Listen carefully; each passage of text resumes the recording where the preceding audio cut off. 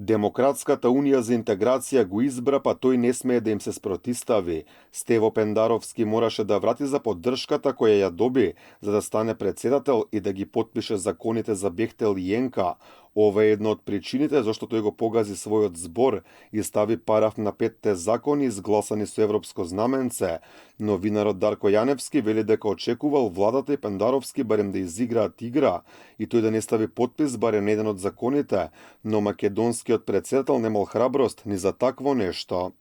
Со гласовите на Дуи тој беше изборен. Кај сме сега, тој да оди контра ставовите на Артан Груп. Иако да бидам искрен, јас мислев дека ќе може да изиграат игра, да одбие барем еден закон Пендаровски, па они во собрание уште еднаш да го изгласат со 61 и тогаш ќе биде обврзан да го потпише и да така ќе биде и волковците и овците на број. Според Јаневски, ваквиот потек на Пендаровски ќе доведе само до уште поголем пат на неговиот рейтинг.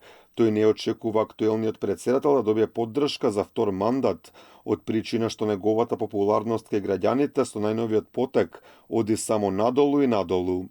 Не сум убеден дека ќе му дозвола да оди на втор мандат, но рано е за тоа да се разговара. И онака славиот рейтинг ќе му опадне и затоа неизвестно е дали тој ќе има шанси да добие прилика да се надпреварува за втор мандат.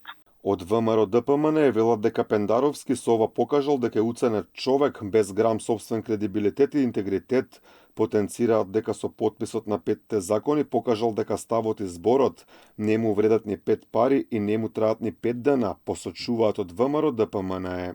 И тој храброста како и Ковачевски ја има оставено во некоја фиока во Мала Речица. Пред јавноста едно говореше поврзано со скандалозните измени на 5 закони, а сосема друго направи. Поточно Пендаровски по кој знае кој пат го демантираше Стево.